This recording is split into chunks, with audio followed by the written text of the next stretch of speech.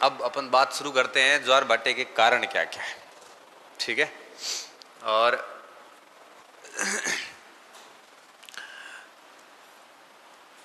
ज्वार भाटे की 3 कारण है। चंद्रमा की आकर्षण शक्ति, पृथ्वी की आकर्षण सूर्य की आकर्षण शक्ति और पृथ्वी का बाहरी फेंकने वाला बल घूर्णन के कारण होता है। कौन सा? केंद्र अपसारी बल कह दो आप। तो 2 खींचने वाले बल, 1 फेंकने वाला बल, बात एक ही है।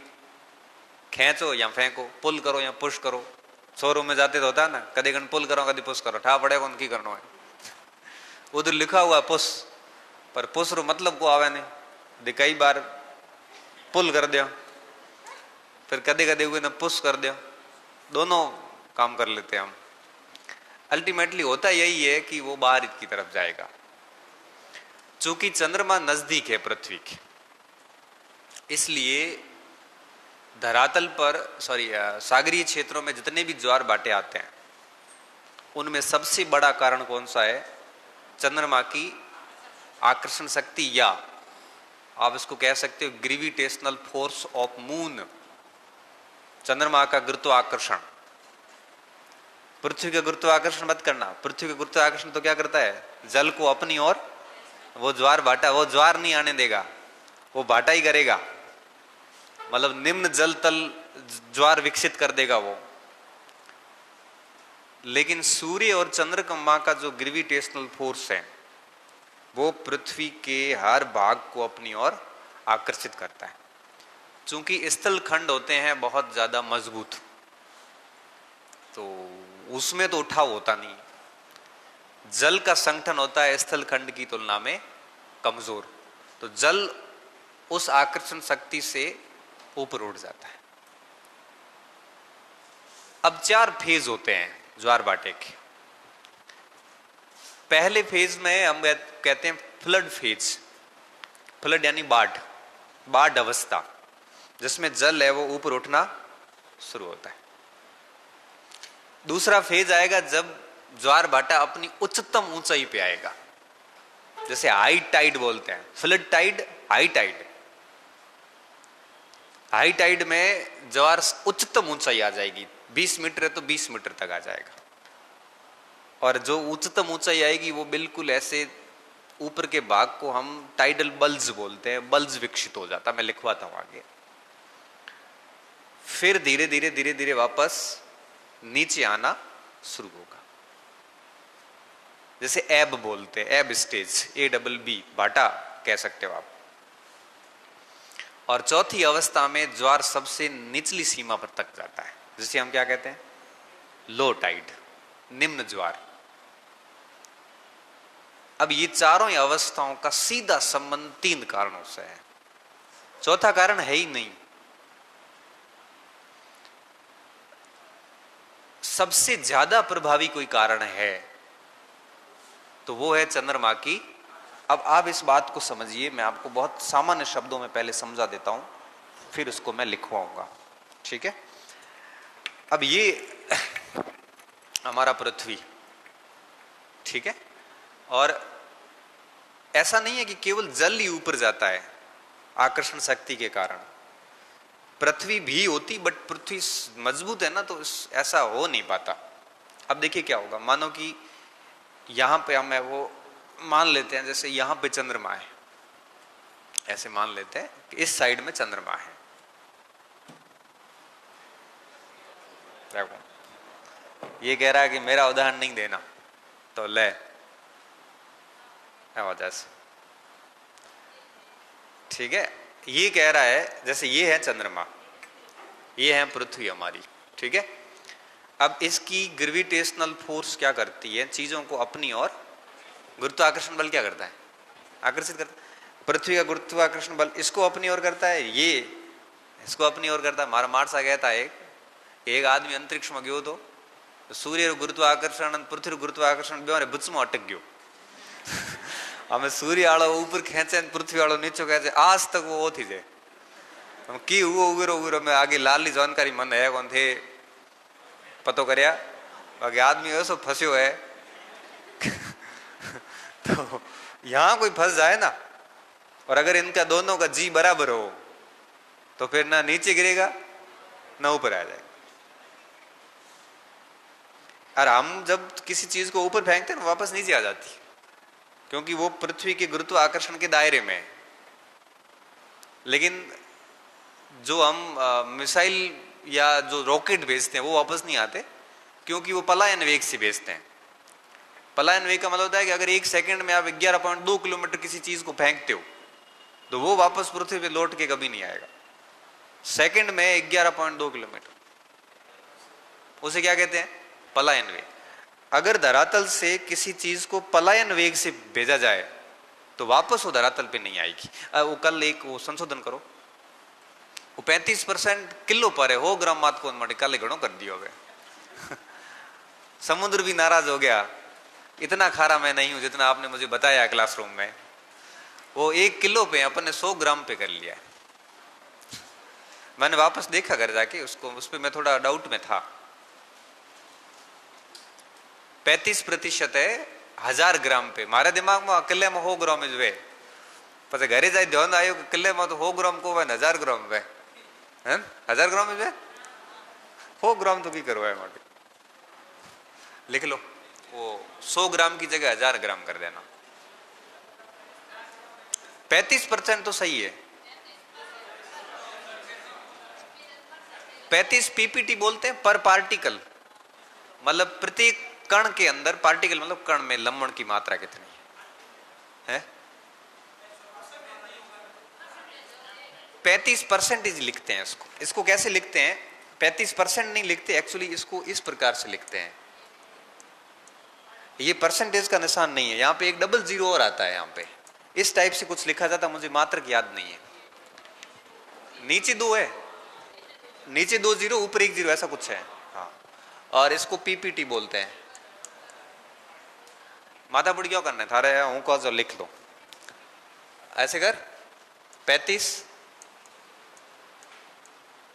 ठीक है। इसको यहां तो ऐसे लिख लो या इसको सीधा लिख लो 35 पर पार्टिकल, ये लवणता की मात्रा, दोनों एक ही बात है। इसका मतलब ये होता है कि 1000 ग्राम में लवणता की मात्रा। कल हमने 100 ग्राम बोल दिया था गलती से।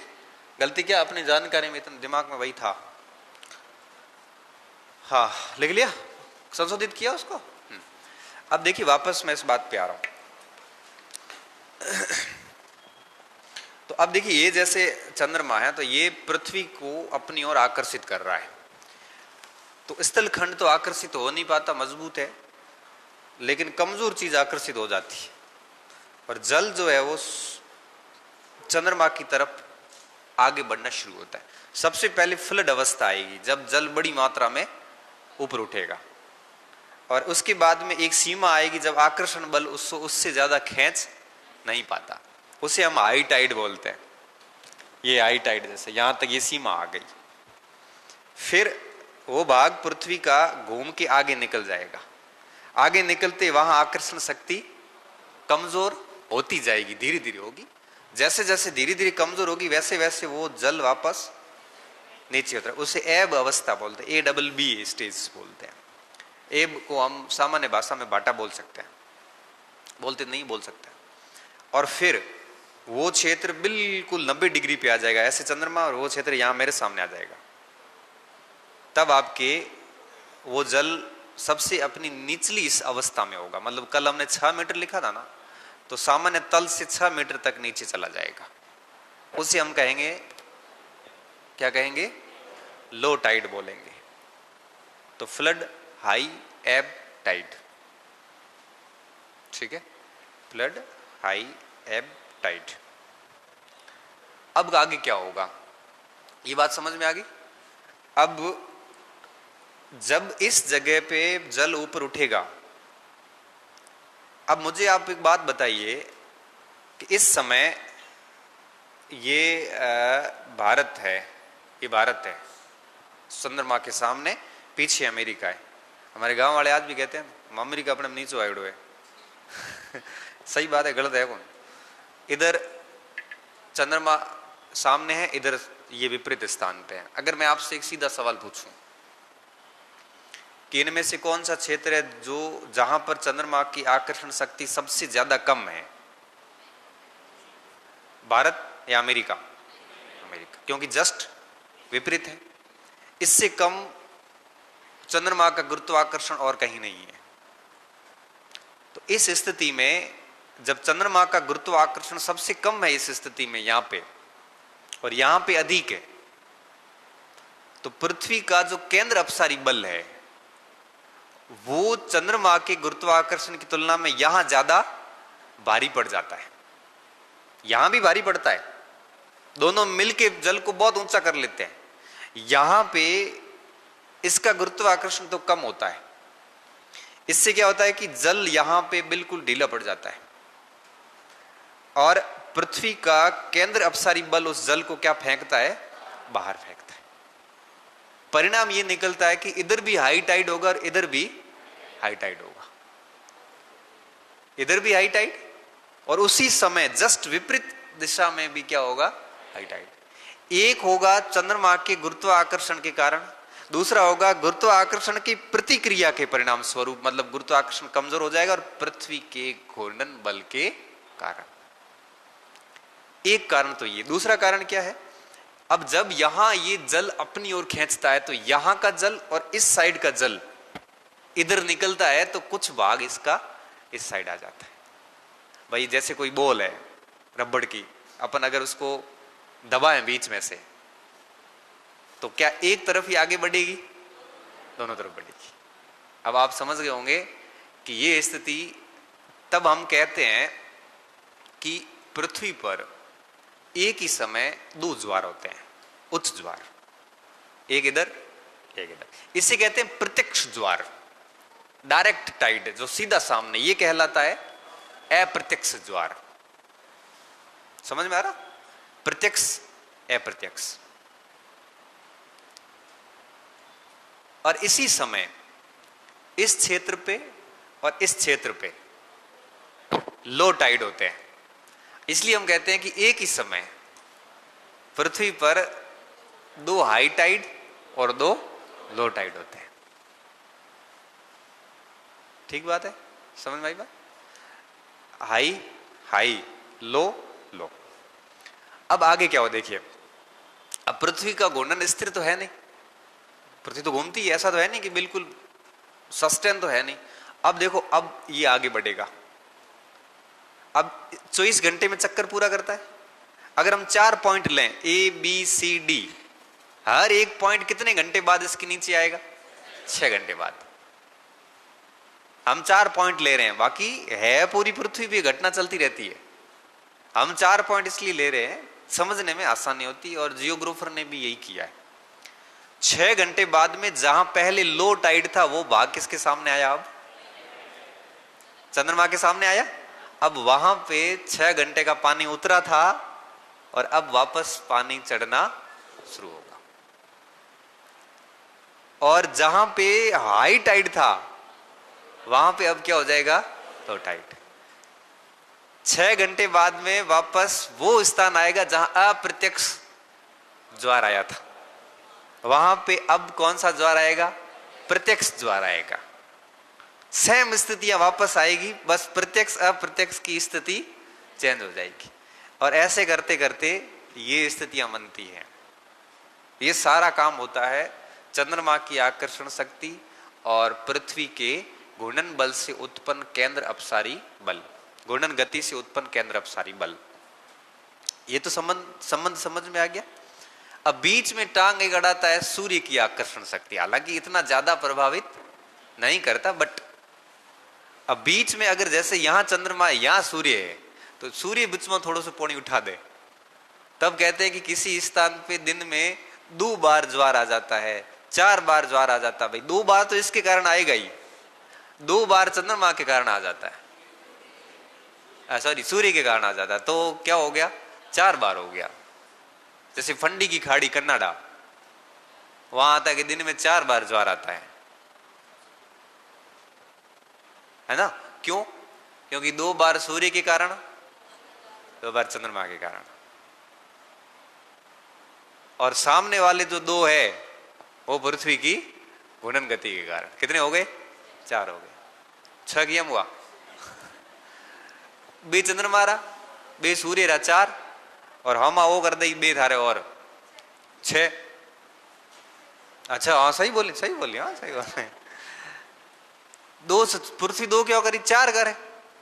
4 2 चंद्रमा करता है और 2 सूर्य करता है, तो सामने 4 बार पृथ्वी करेगा। भाई सूर्य 2 बार करेगा तो 2 बार सामने वापस कौन प्रभावित करेगा? 8 हो गए ना। 4 हाई टाइड, 4 लो टाइड, 4 पूर्ण ज्वार हो गए। 4 पूर्ण ज्वार का क्या मतलब हुआ? पूर्ण ज्वार किसे कहते हैं? जिसमें लो और हाई, तो 4 पूर्ण ज्वार का मतलब हुआ कुल कितने ज्वार? 8 ज्वार हुए। 6 भी कौन? 8। हमारी बात है वो भारी होनी चाहिए, भले उर्ली मानो गलत बोलना पड़े, लेकिन ये बात सही है। हो ये सही है। 4 पूर्ण ज्वार का मतलब होता है कुल कितने ज्वार? 8 ज्वार। पूर्ण ज्वार में 2 ज्वार होते हैं, उच्च और निम्न दोनों होते हैं। ठीक है, ऐसे गंभीर होके कहता हूं तब आप बात पे विश्वास कर लोगे। तो इस प्रकार से सूर्य, चंद्रमा और पृथ्वी, ये 3 कारण है। पृथ्वी में भी कौन सी गति? घूर्णन गति। गलती हूं परिक्रमण करे आणो कौन? गलती में भी कर परिक्रमण कर दियो तो भगवान ही मालिक है,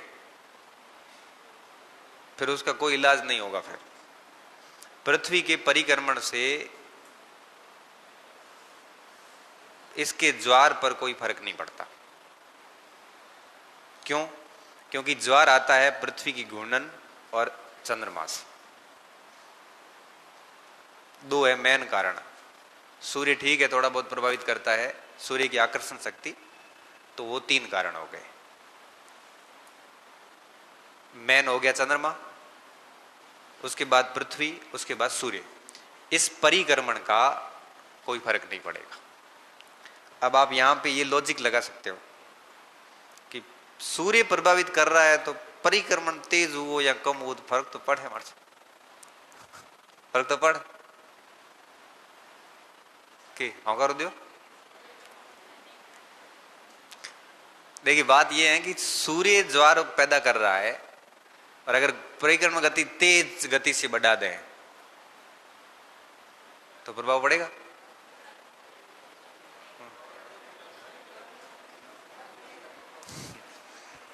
पढ़ भी सकता है, नहीं भी पढ़ सकता है। ये तरीका अच्छा है, पढ़ भी सकता है, नहीं भी पढ़ सकता। तो क्या माने? पढ़ सकता है, नहीं पढ़ सकता, क्योंकि हमारे थे गए 3 कारण है। हाँ मैं चौथे माथे होकर दिया इसको तो फायदो है, चौथे माथे होकर जिंदगी में दया ही पते। 3 कारण ही है उत्पत्ति के। ज्यादा घूर्णन तेज हुआ तो ज्वार के टाइमिंग में फर्क पड़ सकता है। समझ में आई बात? हमें आई ना समझ में? हाँ ये बात सही है, हमें जान मन जाए सेटिस्फेक्शन हो, संतुष्टि मिली। टाइमिंग में फर्क पड़ सकता है, फास्ट घूमेंगी तो टाइमिंग में फर्क पड़ेगा, इससे ज्यादा तो कुछ होगा नहीं। आखिर में उत्पन्न घूमने के कारण नहीं है, उत्पन्न किसके कारण है? सूर्य के कारण है और चंद्रमा के कारण है। इसलिए 3 कारण ही है इसके। लिखे एक बार इस पे समझ लेते हैं फिर लिखते हैं।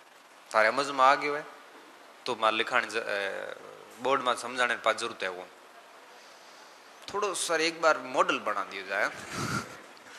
अच्छा तो होटल पे जाते हैं ना, थोड़ा सा इसमें इलायची और डालना। अच्छा बड़े फोटो डाल दो एक कॉटन की के इलायची के, इलायची फोटो सेम है, थोड़ा अलग को है। काली मिर्च नको क्या फोटो, इलायची ने इसके तो इलायची फोटो करने की रीजन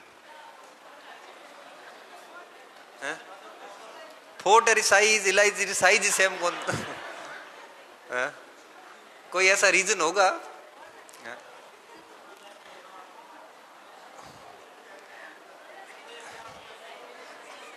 एक बार क्योंकि कोई भी शब्द है ना उसके पीछे रीजन होता है।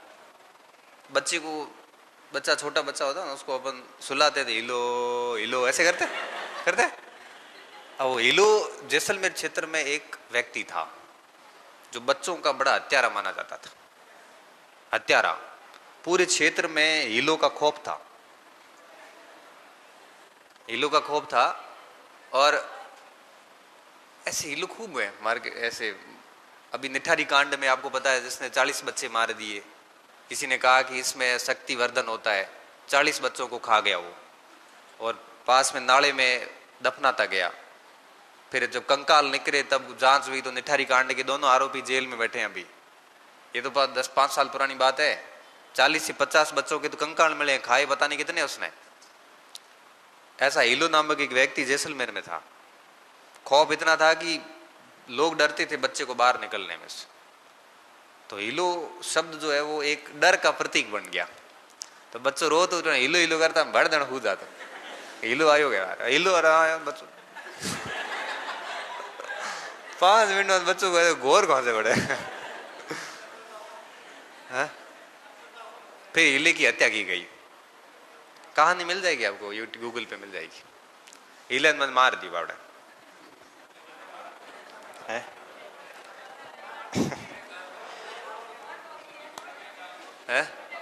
फोटो में मन आप ध्यान को पता करना पड़े हो। चलो इसको लिखो आप, मैं पहले समझ लेते हैं फिर लिखते हैं। वो तार परीक्षा में आवे कौन हो हिलो फोटो का कहीं। देखिए ये हमारा पृथ्वी, ठीक है, और इधर हम मान लेते हैं चंद्रमा को, ठीक है। चंद्रमा की आकर्षण शक्ति के कारण इसका जो जल है वो धीरे धीरे आपके पेंशन करी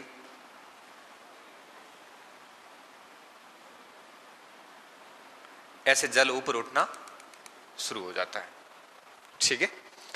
जल के ऊपर उठने को हम पहली अवस्था बोलते हैं, जैसे फ्लड स्टेट कहा जाता है, ठीक है। जब जल है वो चंद्रमा की आकर्षण शक्ति से या पृथ्वी के अपसारी बल से धीरे धीरे धीरे धीरे बाढ़ का रूप लेता है, गतिशील बहुत ज्यादा होता है, उसके बाद में अपनी सर्वोच्च सीमा पर पहुंच जाता है। इससे ज्यादा आकर्षण शक्ति इसको खींच नहीं पाती। इसको हम बोलते हैं दूसरी अवस्था, क्या कहते हैं, हाई टाइड, ठीक है। 2 अवस्था यहां पे होगी। फिर क्या होगा, इसको हम ए मान लेते हैं।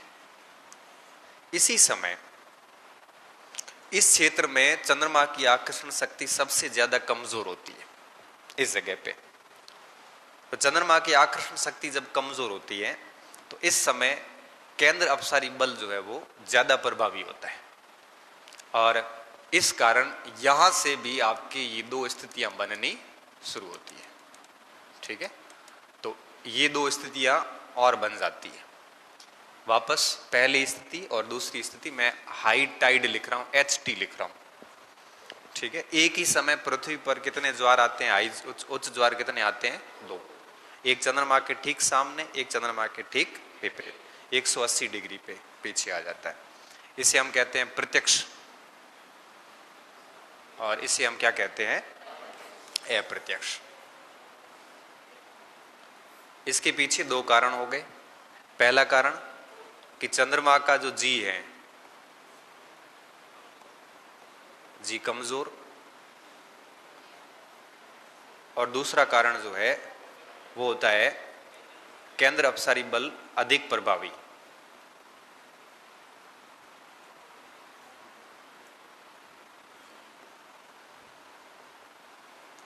ठीक है, ये 2 कारण हो गए यहां पे।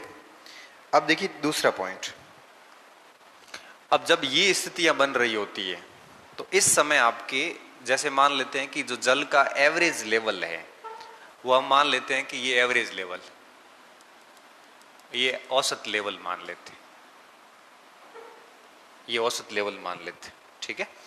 अब इन क्षेत्रों में जल जो है वो कैसे होगा, नीचे की ओर जाएगा, और नीचे की ओर जाने के लिए मैं एक दूसरे निशान का प्रयोग कर लेता हूं।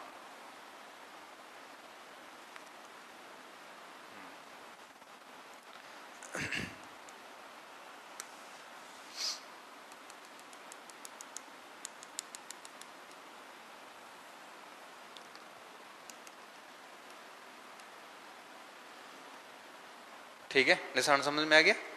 अब ये जल जा रहा है नीचे। अब तीसरी जो स्टेज होगी वो होगी आपके एब की स्टेज। ठीक है, और जैसे हम बाटा बोल सकते हैं, टाइड एंड एब। और सबसे न्यूनतम सीमा पे जब आएगा ये, तब हम इसको क्या कहेंगे, लो टाइड।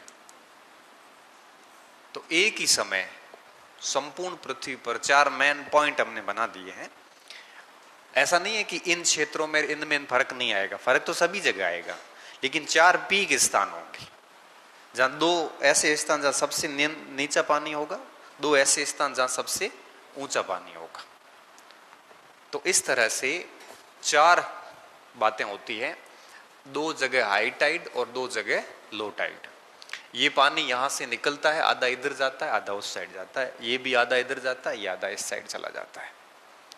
तो एक ही समय पृथ्वी पर 4 ज्वार होते हैं, 2 उच्च 2 निम्न। ये प्रत्यक्ष होता है, इधर कौन सा है, अप्रत्यक्ष।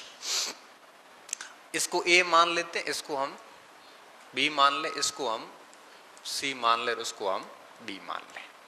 क्लियर। अब देखिए क्या होगा। अब पृथ्वी चूंकि घूम रही है, तो ये डी भाग 6 घंटे बाद आएगा, यहां पे ए पे आएगा। जैसे ही ये भाग ए पे आएगा तो डी भाग पे कौन सा ज्वार आएगा, प्रत्यक्ष ज्वार। और डी इधर आएगा तो बी इधर आ जाएगा, बी पे क्या हो जाएगा, अप्रत्यक्ष, लो टाइड हो जाएगा। इस तरह से 4 स्थितियां बन जाती। आप इसको घुमा घुमा के आराम से देख सकते हो ऐसे करके, तो पूरी बात आपको समझ में आ जाएगी। अब चूंकि 24 घंटे में पृथ्वी का घूर्णन पूरा होता है, तो 24 घंटे में पृथ्वी का हर एक भाग सूर्य के सामने से होके निकलता है और चंद्रमा के भी सामने से होके निकल जाता है। तो 6 घंटे हम मान रहे हैं, लेकिन एक स्थिति यहां पे और है, चंद्रमा भी रुका हुआ, वो भी गति कर रहा। तो जब आपके डी यहां आएगा तो चंद्रमा यहां मिलेगा उसको नहीं, चंद्रमा थोड़ा सा आगे आ जाएगा। उस डी भाग को चंद्रमा के नीचे आने में 13 मिनट का समय और लगेगा।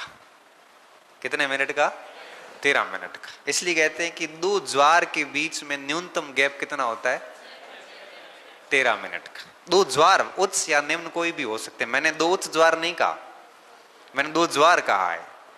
13 मिनट का, और साथ में घंटे जोड़ दो, कितने, 6 घंटे।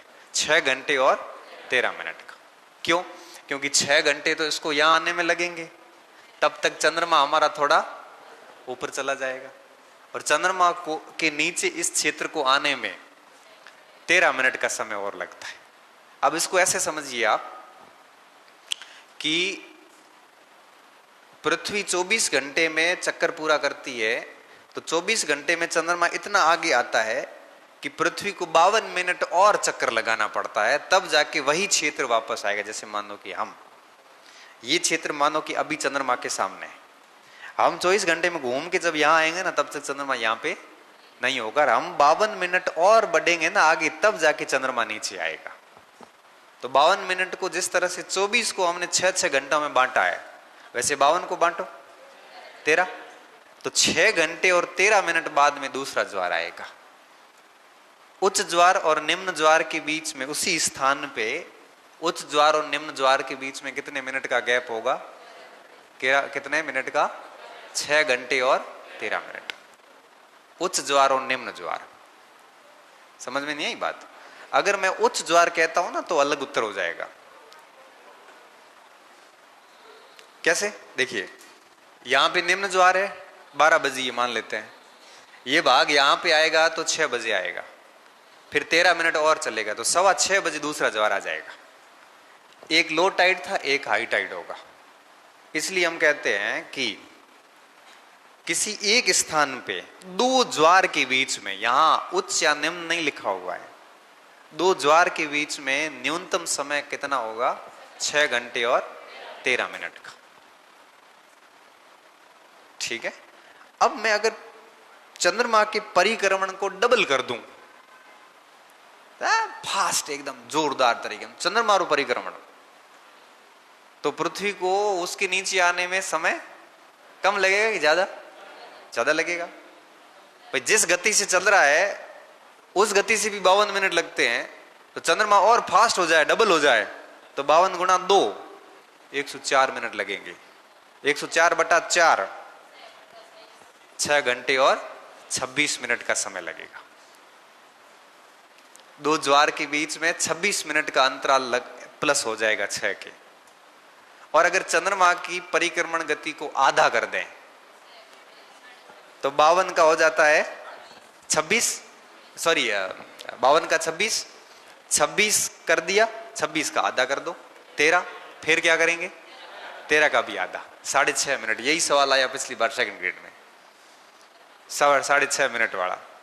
बीजो कोई उकलियो को लादो प्रश्न बेटे पृथ्वी ने हागड़ी घुमाए, चंद्रमा ने भी घुमाए, भले घुमायो पृथ्वी ने घुमा दी कि पृथ्वी की परिक्रमण गति भी 3 गुना कर दी जाए, छोरा बिया जा पाओ। जबकि पृथ्वी की परिक्रमण गति भले 20 गुना करें, थारे की फर्क पड़े? पृथ्वी के परिक्रमण से कोई फर्क नहीं पड़ता। प्रश्न गलत करवाने वाला कैसे करता है कि चंद्रमा का परिक्रमण इतना बढ़ा दिया जाए, पृथ्वी का घूर्णन इतना घटा दे और पछे पृथ्वी परिक्रमण भेड़ो बढ़ा दे, तो फटो बाड़ो सवाल ना करो कौन गए। जबकि कुछ नहीं करना था, एक स्टेप टू स्टेप काम करना था। सवाल इतना आसानी से तो आता नहीं। तने एक सवाल पूछ लू, आयोडो पिछली बार। अच्छा ए सवाल जा तो लागे। सबसे सरल टॉपिक है ये, सवाल पूछो। हाँ, किसी स्थान पर, ध्यान से सुनना, किसी स्थान पर जुगो पड़े हुए की बात है। नीचे आड़ मंडे रहे मैं तो जुगो गायब हो गए, जुगो लिखो एक बड़े हो तो है टोकड़ मोटो होया करे, वो बस जुगो हम थोड़ो नीचे छोटो है।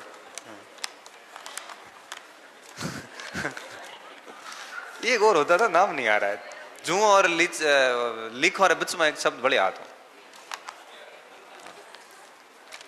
किसी स्थान पर देखो अपनी स्थानीय संस्कृति आप भूल नहीं सकते। पर माँ बाप ने पूछा देखो नहीं कितना जुओ खाता है, हमें तो की है कि नया नया एडा शैम्पू बीजा आया जो जुओ और हालत खराब कर दी। बाकी जू एक्सटिंक्ट हो गई है, IUCN की लिस्ट में जू विलुप्त होने के कगार पे। बाकी पेल में ही आता छोटा था का ये था खिरते में ये जगह ये था लास्ट में, पचा नी लाती जू ठोलो ठोकता के वो मरी भी आओगे। किसी स्थान पर अगले अप्रत्यक्ष ज्वार, अप्रत्यक्ष ज्वार, अप्रत्यक्ष ज्वार में कितनी देरी होगी? अगले अप्रत्यक्ष ज्वार में अब आगे का ज्वार आएगा। अब ये ज्वार यहां है, यहां जब आएगा तो कितनी देरी होगी? 6 घंटे तो छोड़ो, देरी नहीं है ना, वो तो टाइम पे है। 6 घंटा तो टाइम है भाई। थाने 12 बजे स्कूल जानो है, सुबह 8 बजे थे उठा, 12 बजे तक कम जाओ, 10 बजे थाने स्कूल जानो है तो 10:30 बजे जाओ, देरी कितनी हुई? आधा घंटे की देरी हुई ना। तो देरी का मतलब होता है जो एक्स्ट्रा समय लगता है वो। बाकी 24 घंटे वाली देरी थोड़ी, वो तो नियत समय है देरी 6 घंटा। हाँ वापस बोल रहा हूं, किसी स्थान पर अगले अप्रत्यक्ष ज्वार को आने में कितना विलंब होगा? थारो दिमाग खराब हो गया, हैंग हो रही है, मारो ही गुड़ है। वापस अप्रत्यक्ष ज्वार आने में, अब मैं वापस बोलूं, यहां अप्रत्यक्ष ज्वार है, इसी स्थान पे वापस अप्रत्यक्ष ज्वार आने में कितना समय लगेगा? कितना समय लगेगा? 52 मिनट लगेगा। विलंब कितना होगा? 52 मिनट का। मैं फिर सवाल पूछ रहा हूं एक बार, किसी स्थान पर अगले अप्रत्यक्ष ज्वार के आने में, किसी स्थान पे अगले अप्रत्यक्ष ज्वार के आने में, अगले मतलब एक बार तो आया हुआ, अब अगले वापस ज्वार आने, जैसे एक थाप ठोक दी करे, अगली थप्पड़ में कितना विलंब होगा? मतलब समझ गए आप, एक ठोक दिए, अगले अप्रत्यक्ष ज्वार के आने में कितना विलंब होगा? 52 मिनट का। अच्छा अब यूं लिखते कि एक किसी स्थान पर अगला ज्वार आने में कितना विलंब होता? 13 मिनट। अच्छा, यूं होता कि किसी स्थान पर जहां अप्रत्यक्ष ज्वार आया है वहां पे प्रत्यक्ष ज्वार आने में कितना विलंब होगा? 26 मिनट। एथी उत्तर बताओ जिक्र समझ में नहीं आयो वो टेंशन में आ गयो है। तो बता रहा है व्याड़ आज तक कहीं समझ में आयो है वो, उनके लिए मैं एक बार फिर समझाऊंगा। ये गाड़ हमने टेंशन नहीं लेनी, और लिखना बाकी है, आज तक तो खाली समझ ही रहा हूं। ठीक है, तनाव में नहीं रहना। बस देखो, मैं आपकी भावनाओं को समझता हूं, क्योंकि थारे कौम आज बढ़ियो पहली बार मोबरो कौम है। और जब कौम मोबरो है तो गलती होने की पूरी संभावना है। पर हेंगन कही राखे मारे मोबरू कौम है ते थोड़ा ध्यान राख्या, वो गलत नहीं हो तो यो ध्यान रखने वाला की करे, पूरा ध्यान राखे। मेरी एक बार BSTC में ड्यूटी लगी, तो किसी परिचित कोई आए, मेरे को कहा कि 7 नंबर एडो कहीं रूम नंबर बतायो, वो में 30 नंबर सीट में बैठना, वो पूरा ध्यान रखना। मैं कहा मारी ड्यूटी लगी, मैं वो गोटी कुर्सी लेन बैठ गयो। मैं कहूँ आज तो थारो ध्यान राखी, थारो भाई कहेगी वो ध्यान रखना रो। 3 घंटा मैं हिलन को दियो। 3 घंटे तक मैंने उसको ऐसे, मैं कहा आज तो पूरा ध्यान रखना है। तो ध्यान रखने का मतलब समझ गए? चलो मैं वापस बोल रहा हूं। किसी स्थान पर, अब ये प्रश्न चेंज हो रहा है, मैं मेरे हिसाब से बोल रहा हूं, तो ये हम क्यों जो ताकि थोड़ा फीलिंग वह हो सके ये मौज रखड़ो है, क्योंकि परीक्षा में नहीं आवा जेड़े हमारे लिए वो महत्वपूर्ण नहीं होता। सवाल कहते हैं ना कि इम्पोर्टेंट है, इसका मतलब क्या हुआ? वो कभी न कभी आया हुआ है। जो नहीं आया वो हमारे लिए इम्पोर्टेंट है नहीं, वो जब आएगा उसके बाद 2 साल बाद वो क्या हो जाएगा? इम्पोर्टेंट हो जाएगा। तो समस्या यही तो है हमारे, कि हम इम्पोर्टेंट बाद में तय करते हैं। सवाल आवे और बाद में तय करोगे हाँ हमें इम्पोर्टेंट है। मैंने परसों प्रजामंडल पढ़ाया, तो उसमें मैंने जेंटलमैन एग्रीमेंट पढ़ाया। मैंने उसमें 4 शर्तें लिखवाई एग्रीमेंट की, और कहा कि ये 4 शर्तें याद रखना, ये कथन परीक्षा में पूछते हैं, ये चारों कथन पूछते हैं, कौन सा गलत है कौन सा सही है। 3 कथन बेटे काले पूछ लिया, काले का आज पेपर होता हुआ, और 3 हूबहू मार लिखा हुआ। तो जोर मैसेज आयो मारते थे कहो तो न्याय जायो, मैं तो पेपर सेट करने वाला आदमी होंगे। ये करते विश्वास करता था मामलो अपना सेट है हमारे। तो थारे याद हुआ जड़ो है बात, किसी स्थान पे प्रत्यक्ष व अप्रत्यक्ष ज्वार के मध्य कितना विलंब होता है? किसी स्थान पे प्रत्यक्ष व अप्रत्यक्ष ज्वार में कितना विलंब होगा? प्रत्यक्ष व अप्रत्यक्ष ज्वार में, प्रत्यक्ष और अप्रत्यक्ष में, इस जगह पे वापस 26 मिनट लगेंगे। किसी स्थान पर प्रत्यक्ष व अप्रत्यक्ष ज्वार में कितना विलंब होगा इस स्थिति में कि चंद्रमा की परिक्रमण गति दुगुनी कर दी जाए? इस स्थिति में कि चंद्रमा की परिक्रमण गति डबल कर दी जाए तो कितना होगा? 52 मिनट का। कैसे? नहीं तो नहीं कितना हो रही है? 26। अगर चंद्रमा डबल घूम रही है तो चंद्रमा को नीचे हमारे पहुंचने में डबल टाइम लग जाएगा। नहीं तो कितना लग रहा है नॉर्मल? 26 मिनट का। चंद्रमा अगर अपनी स्पीड को 120 स्पीड कर दे तो आपने 500 पहुंचने वास्ते मानो को तो टाइम चाहिए 52 मिनट। समझ की बात? ऐसे तो कोई समझ। एक और ऑप्शन, किसी स्थान पे प्रत्यक्ष और अप्रत्यक्ष ज्वार के बीच में कितना विलंब होगा अगर चंद्रमा की घूर्णन गति को डबल कर दिया जाए?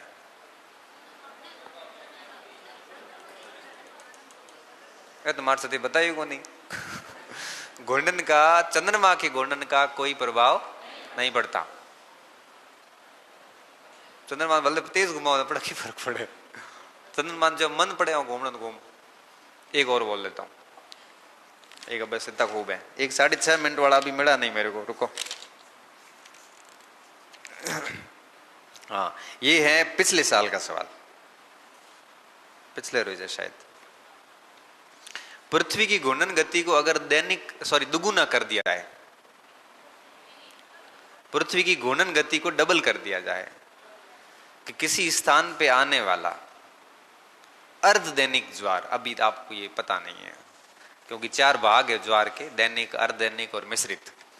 तो अभी थोड़ा सा है तो जन छुट्टी के इनके तो बच्चा आगे देखोगे बच गया, बराबर बच गया। हाँ, अभी कुछ प्रश्न ऐसे हैं जो आगे पढ़ने बाकी है। तो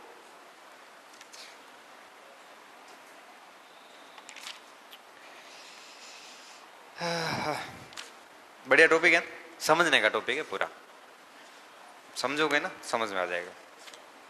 खपो तो बढ़िया हो, समझ में आओ होंगे मोरो के सर 100% दी उड़वे।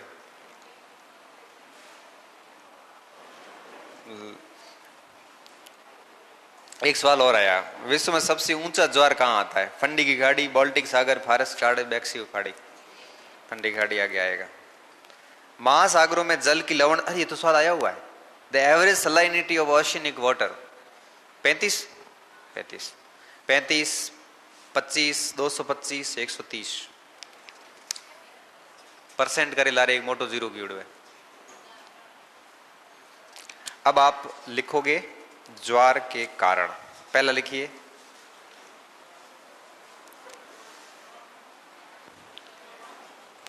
चित्र बाद में बनाओ, पहले थोड़ा लिखते हैं उसके बाद।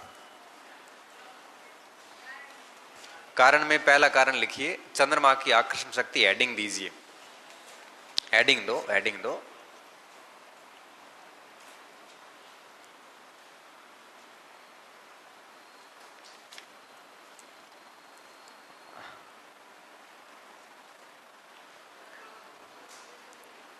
चंद्रमा का गुरुत्वाकर्षण, हाँ वही तो बोला, लिखा भी यही हमने। चंद्रमा का जी, गुरुत्वाकर्षण आकर्षण एक ही है। ये कितना प्यारा सवाल आया है कि चंद्रमा की कला की कौन सी दशा में लघु ज्वार आते हैं? First, third quarter, crescent quarter, gibbous quarter, new moon quarter. तो पढ़ना बाकी है भाई, लघु द्वार, दीर्घ ज्वार वाजे तो प्रकार बाकी है।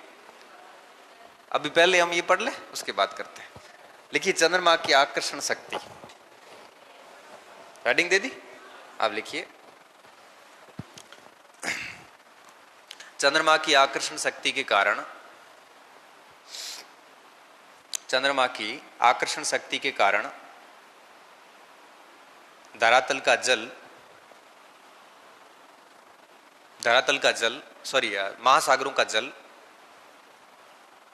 महासागरीय जल ऊपर की ओर उठने की प्रवृत्ति रखता है। ऊपर की ओर उठने की प्रवृत्ति रखता है।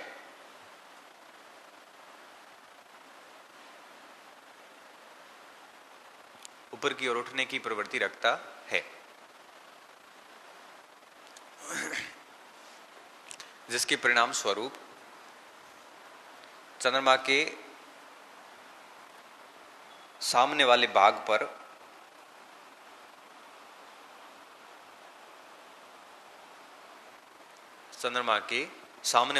पर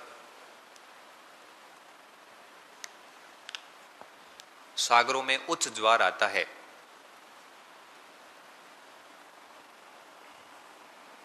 उच्च ज्वार आता है,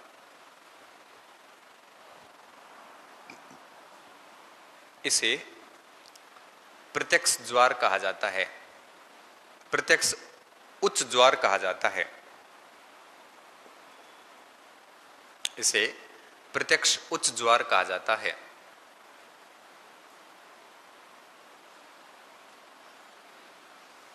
प्रत्यक्ष उच्च ज्वार कहा जाता है। इसी समय झील छोटे क्षेत्र होते हैं ना, इतना पानी होता नहीं कि ऊपर फ्लड की दिशा में गति कर सके। जितना बड़ा तट, जितना अधिक जल, उतना ही विशाल ज्वार। तो झील छोटे क्षेत्र होते हैं, जैसे कैस्पियन सागर एक झील है, वहां ज्वार आता है, वहां ज्वार आता है। तो बड़ा क्षेत्र होना जरूरी ज्वार के लिए भी। आप लोटे पर पौनी है, हमें उठ्यो कौन पौनी, उठे क्या पौनी। अब उस समुद्र के लिए छोटी झील क्या है? लोटो पानी है। निदान मोटो एक तड़ाई भरी है, मैं तड़ाई में कदर ज्वार आवे, तड़ाई में ज्वार क्या महा जो पानी आ भी है कौन उठे खेत में, उठने के लिए होना जरूरी है ना। तो छोटे क्षेत्र में नहीं होता, बड़ा क्षेत्र होगा ना तो ज्वार आएगा। हम ये भी पढ़ेंगे कि ज्वार की ऊंचाई और नीचाई जो है, गहराई नहीं बोलते उसको, एक्चुअल में वो नीचा क्षेत्र जाता है, उससे ऊंचाई बोल सकते तो नीचाई क्यों नहीं बोल सकते? दोनों में ई प्रत्यय लगा है, नहीं लगा? ऊंचा धन ई, नीचा धन ई। गहराई में क्या होता है? गहराई में डेप्थ पे जाती बात ठेठ तल नीतल तक। नीचाई का मतलब होता है आदमी कितना नीचे गिर सकता है, ये उसका नीचाई का स्तर है। गहराई नहीं है वो उसकी, गहराई होती है ज्ञान की, गहराई होती है व्यक्तित्व की। हम कहते हैं ना व्यक्ति बहुत गहरा आदमी, गहरा आदमी मतलब बहुत सुलझा हुआ, बहुत गंभीर, बहुत समझदार आदमी। नीचाई को गहराई से कहां तुलना कर रहे हो? लिखो आगे लिखो। इसी समय ठीक विपरीत स्थान पर, क्वेश्चन में लिख लो 180 डिग्री पर, थारे डिग्री समझ में नहीं आवा तो विपरीत लिख ले। विपरीत स्थान पर चंद्रमा की आकर्षण शक्ति सर्वाधिक कमजोर होती है। आकर्षण लिखो, गुरुत्वाकर्षण लिखो, एक ही बात है। आकर्षण शक्ति सर्वाधिक कमजोर होती है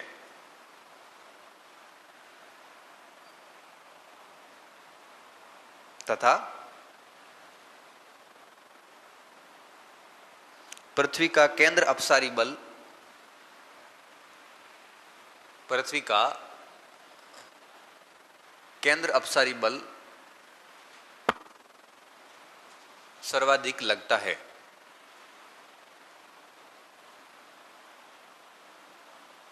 पृथ्वी का केंद्र अपसारी बल सर्वाधिक लगता है कहां पर? ठीक विपरीत स्थान पे लगता है। इस कारण प्रत्यक्ष उच्च ज्वार के ठीक विपरीत अप्रत्यक्ष उच्च ज्वार निर्मित होते हैं। प्रत्यक्ष उच्च ज्वार के ठीक विपरीत प्रत्यक्ष उच्च ज्वार के ठीक विपरीत अप्रत्यक्ष उच्च ज्वार विकसित होते हैं। अप्रत्यक्ष उच्च ज्वार विकसित होते हैं।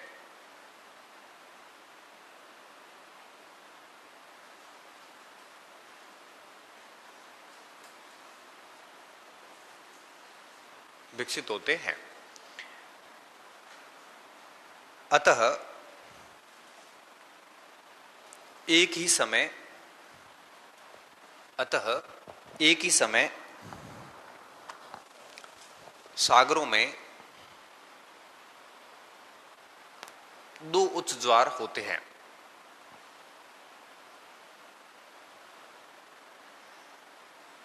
दो उच्च ज्वार होते हैं। समझ में आ गई बात?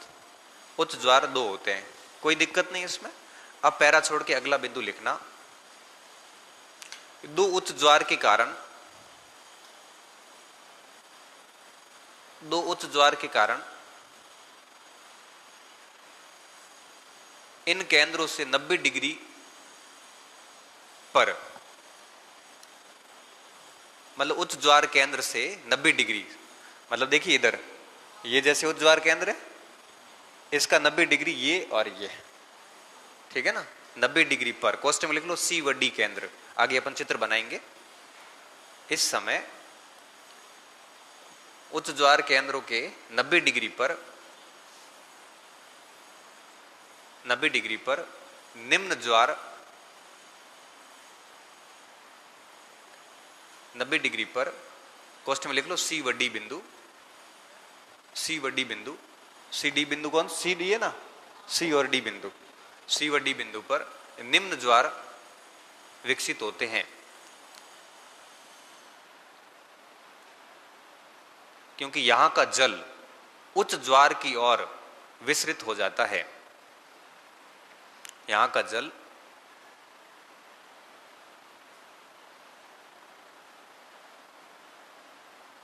उच्च ज्वार की ओर प्रवाहित हो जाता है।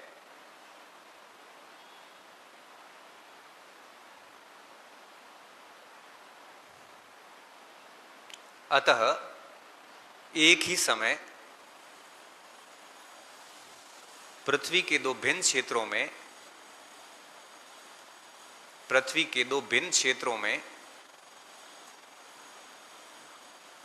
निम्न ज्वार, दो भिन्न क्षेत्र कह रहे हैं, दो भिन्न हो गए ना, एक ये क्षेत्र हो गया, एक ये क्षेत्र हो गया, दो भिन्न क्षेत्रों में निम्न ज्वार विकसित होते हैं।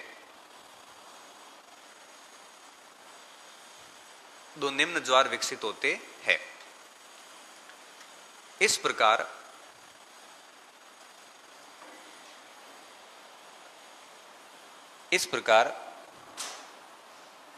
ठीक, इस प्रकार एक ही समय सागरों में चार ज्वार रहते हैं। एक ही समय सागरों में चार ज्वार, ज्वार मत लिख लेना, चार ज्वार, क्वेश्चन लिख लो, दो उच्च दो निम्न, चार ज्वार रहते हैं।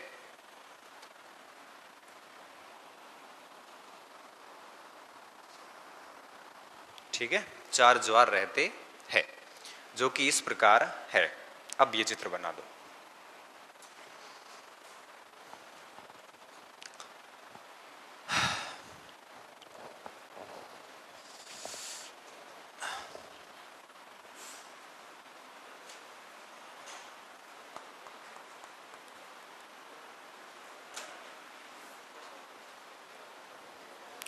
चार ज्वार रहते हैं, इसको बना दो बढ़िया तरीके से।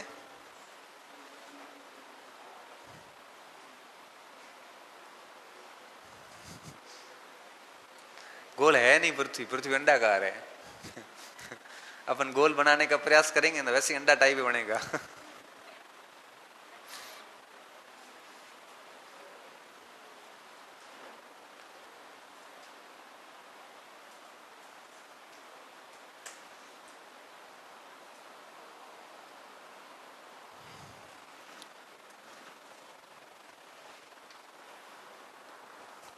बीच में आ रहा हूं मैं।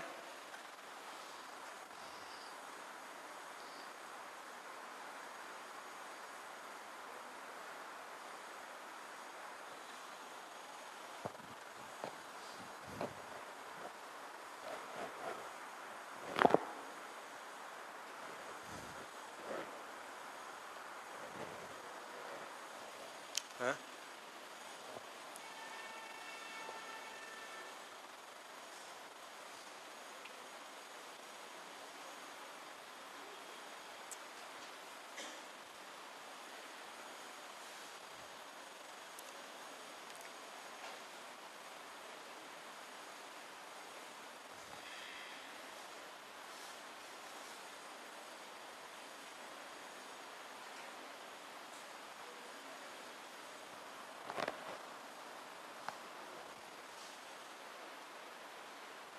ये हाई टाइड है, वो भी हाई टाइड है, वो लो टाइड है, वो लो टाइड है।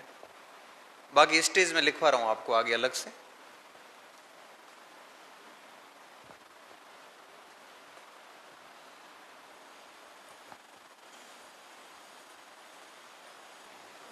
लिख लिया, चित्र बना दिया। दो उच्च ज्वार कर देना, दो निम्न ज्वार कर देना।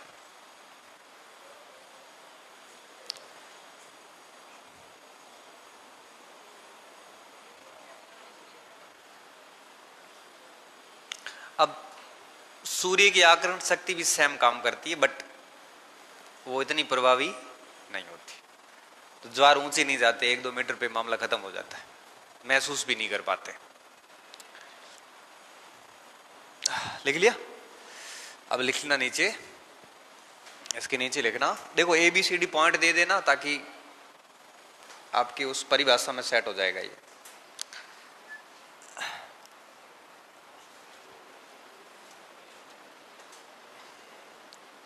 इस प्रकार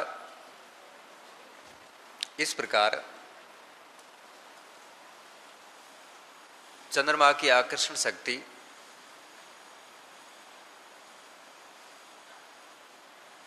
आकर्षण शक्ति कोष्ठ में गुरुत्वाकर्षण लिख लो। चंद्रमा की आकर्षण शक्ति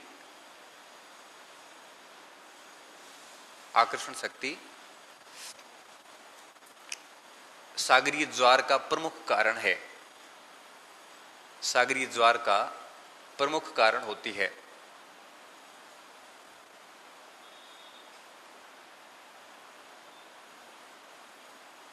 प्रमुख कारण होती है। वहीं सूर्य की आकर्षण शक्ति तथा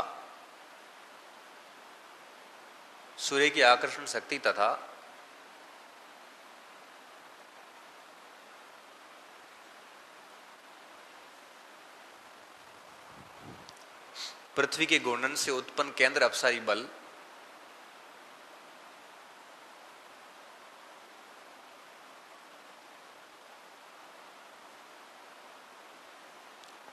बल ज्वार को उत्पन्न तो करते हैं परंतु इसका प्रभाव कम होता है।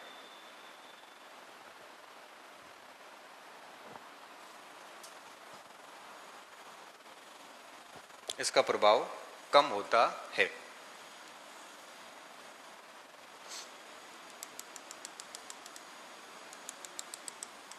इसका प्रभाव कम होता है। ठीक है। उक्त प्रक्रियाओं द्वारा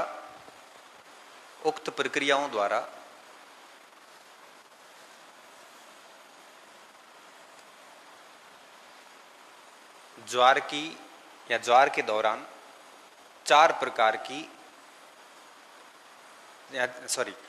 के दौरान 4 स्तर बनते हैं। ठीक है। इस प्रक्रिया में ज्वार के दौरान 4 स्तर बनते हैं, स्टेज बनते हैं, 4 स्तर बनते हैं। ठीक है। पहला कौन सा होगा? Flood state.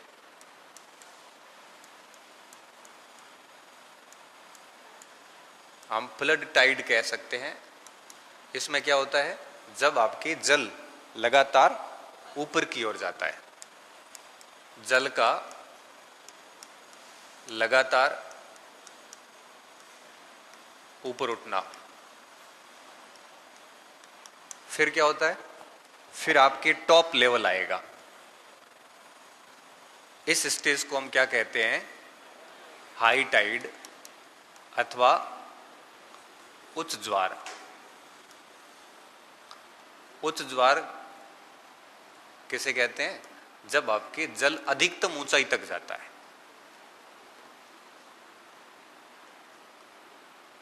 अधिकतम ऊंचाई तक जाता है। और जल की जो अधिकतम ऊंचाई होती है, इसे टाइडल बल्ज बोलते हैं।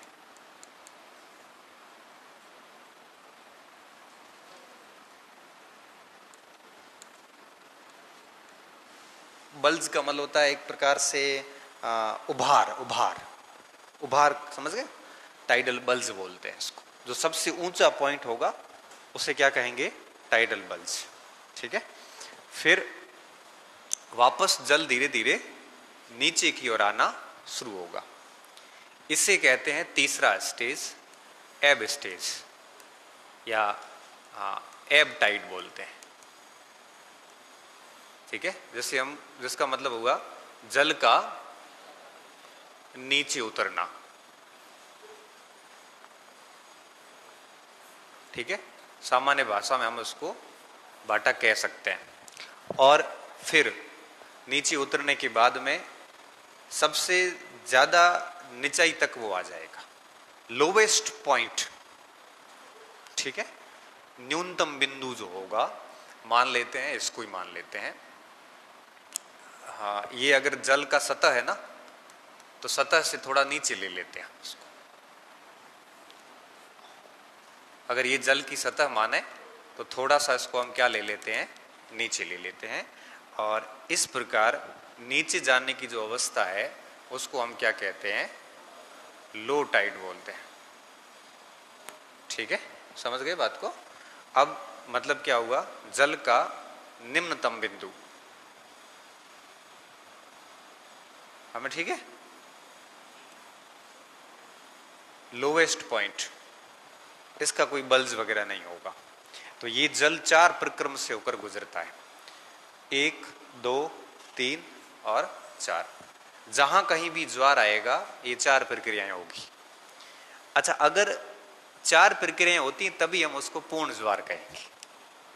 अगर इनमें से कोई भी एक प्रक्रिया एब्सेंट है तो पूर्ण ज्वार नहीं कहलाएगी।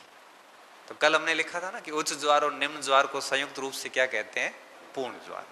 तो पूर्ण ज्वार का बेसिक मतलब ये होता है जो चारों ही प्रक्रियाएं पूरी करता है उसे हम पूर्ण ज्वार कहते हैं। ठीक है, तो उसको लिख लो, चित्र बना दो।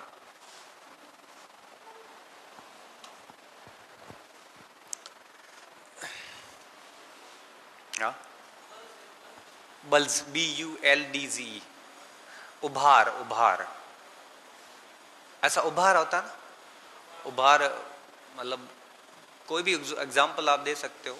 जैसे धोरा है, कोई धोरे का ऊपरी भाग है, उभार हो गया उसमें, बाहर उठा हुआ क्षेत्र उभार कहलाता है? उसमें उभार नहीं आता, उसमें उभार नहीं आता। उभार तब आता तो बाहर की ओर निकलती चीज।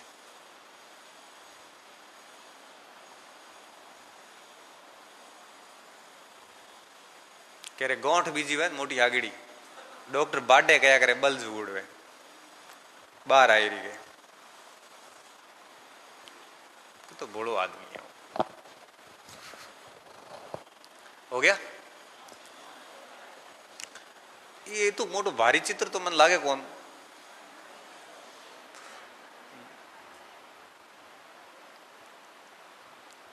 एक शब्द और बचा हुआ है, बोर, जो हम हमेशा होते हैं।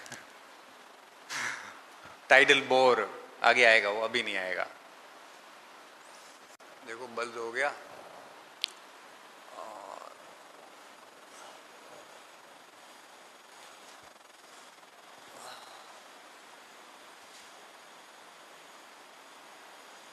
बस इतने शब्द हैं यहां पे।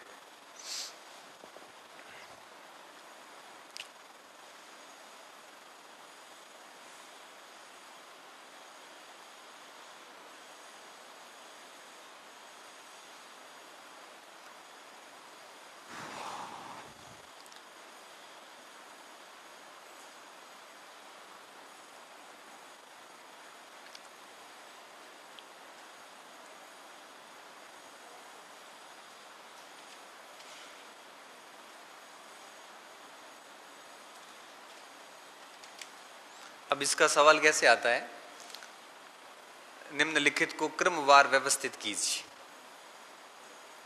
तो यानी पेलड़ू हाई टाइड हिदो, पसे लो टाइड लाला बे, पसे लास्ट में ऐसे मत करना, FHAL, ठीक है।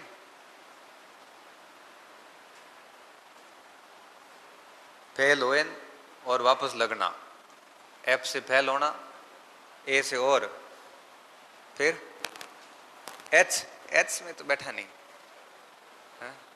अपना ही तो याद करो, फ्लड हाई एब एंड टाइड, पर ये में थे कोई फॉर्मूलो कार्ड हो रहा तो जान। हिंदी मिली कौन नहीं तो फॉर्मूलो कार्ड देता, हिंदी है कौन, हिंदी कर है भी, हिंदी करनी मतलब बेइज्जती करनी। अब लिखे इसके नीचे 2 लाइन लिख लो,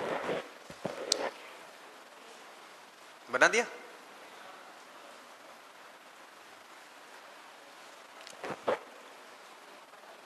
तीन क्लासें हैं इसकी अब, और उत्पत्ति होगी, सबसे बड़ा पॉइंट निकल गया। अब प्रकार बचे हैं बस, सिद्धांत और महत्व आधे घंटे का ही है। प्रकार में 3 प्रकार तो इसके साथ आ गए हैं, आपको पता भी नहीं चला। 2 प्रकार ही बस पढ़ने हैं। 2 पृथ्वी की घूर्णन गति के साथ आ गए थे, मतलब लगभग पूरा हो चुके हो। दिल बहलाने को गालिब ये ख्याल अच्छा है। लिखो, जो ज्वार, ऐसे ज्वार जो उक्त चारों प्रक्रियाओं को पूरा करता है या चारों स्तरों से गुजरता है, चारों स्तरों से गुजरता है,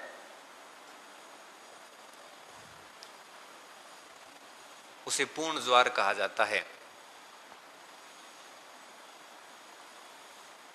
उसे पूर्ण ज्वार कहा जाता है। उसे क्या कहा जाता है? पूर्ण ज्वार है वो कहा जाता है।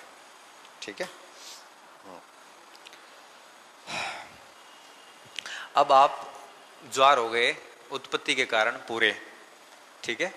हमने पृथ्वी की घूर्णन गति को अप्रत्यक्ष ज्वार में ले लिया, सूर्य और चंद्रमा साथ में चलते हैं।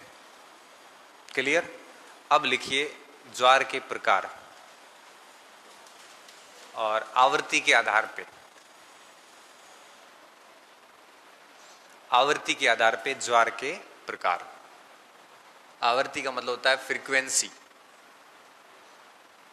आवृत्ति पढ़ियो को उदाहरण तो बढ़िया दियो। तो उदाहरण भी याद है?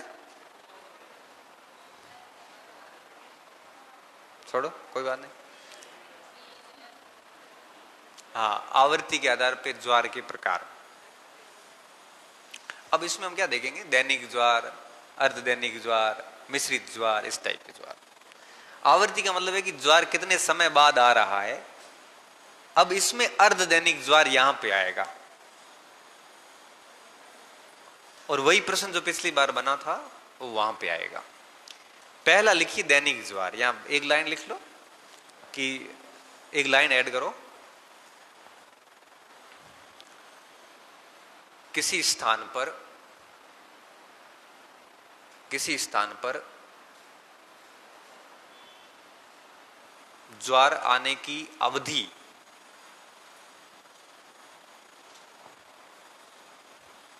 को उसकी आवृत्ति कहा जाता है। को उसकी आवृत्ति कहा जाता है।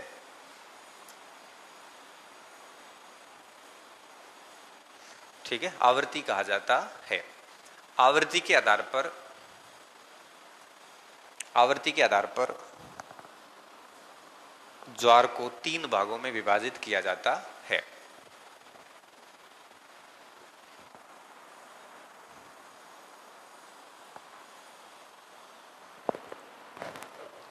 तीन भागों में विभाजित किया जाता है।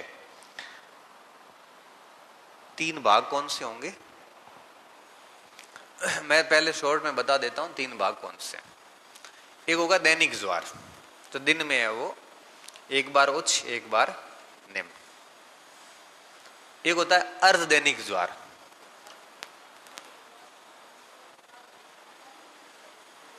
अर्धदैनिक का मतलब होता है कि आधे दिन में एक बार उच्च एक बार निम्न, तो पूरे दिन में 2 बार उच्च 2 बार निम्न। मतलब ऐसे स्थान जहां पर दिन में 4 बार ज्वार आओ, 2 बार उच्च 2 बार निम्न, उसे कहते हैं सेमी डेवल या अर्धदैनिक ज्वार। ऐसे स्थान जहां पर एक उच्च ज्वार आओ और एक ही निम्न ज्वार पूरे दिन में आओ, दैनिक ज्वार। तीसरा होता है मिश्रित ज्वार। दोनों यहाँ है। 4 दिन में 4 भी आ रहा है, 2 भी आ रहा है। हाँ, कदिक 4 कदिक 2। इसका इससे संबंध नहीं है, इसका संबंध है ऊंचाई से। अगर उच्च ज्वार की ऊंचाई में अगर भिन्नता आती है तो उसे मिश्रित ज्वार बोलते हैं। तो अलग ही हो गयो, एवढो प्रश्न गलत हुआ। बाकी अर्धदैनिक में कोई कहे कि दिन में आधो ज्वार आवे। दिन में आधो मतलब बुध में अगर एक आवे, दिन में आधो मतलब एक दिन में उच्च बीजोड़ दिन। ऐसा लॉजिक मत लगाना। अर्धदैनिक मतलब दिन में आधे दिन में एक बार पूरा फुल ज्वार आ जाए तो मामला ठीक है। अगर थे लगा लियो दिन में आधो, दैनिक अर्ध थोड़ी दिया, अर्ध दैनिक दिन में ही, आधे दिन में ही आपके एक पूर्ण ज्वार हो जाता है। पूर्ण ज्वार का मतलब समझते हो ना, तो इसमें उच्च और निम्न दोनों हो जाते हैं। और फिर मिश्रित ज्वार हो गया, बस 3 ही ज्वार है। फिर है उत्पत्ति के आधार पे। उत्पत्ति में चंद्रमा वापस, सूर्य वापस, पृथ्वी वापस, 3 ही उत्पत्ति के कारण है बस। फिर उसमें आएगा उच्च ज्वार, तो पता है यार sir, high tide low tide तुम्हें पढ़ लियो। फिर उसमें आएगा दीर्घ ज्वार, लघु ज्वार, हाई टाइड नहीं, उसमें आएगा दीर्घ टाइड और दीर्घ न हिंदी में की कहा, लॉन्ग, लॉन्ग तो वो है ग्रेट, स्प्रिंग टाइड एंड नीप टाइड। दीर्घ कहते हैं स्प्रिंग टाइड, लघु कहते हैं नीप टाइड। तो हो जाओ तो सरल थोड़ी ना भूगोल दीर्घ ज्वार और लघु ज्वार, ठीक है, 2 टाइप के ज्वार। एक होंगे अयनवर्ती ज्वार, 0 डिग्री पे आते हैं। अयनवर्ती मतलब 30 डिग्री 30 डिग्री के बीच का एरिया। एक और बनते हैं उपभू और अपभू ज्वार, चंद्रमा के नजदीक और चंद्रमा के दूर जाने से आने वाले ज्वार। ये है उत्पत्ति के आधार पे। बस इतना ही टॉपिक है, आज तक समझ में आ गया।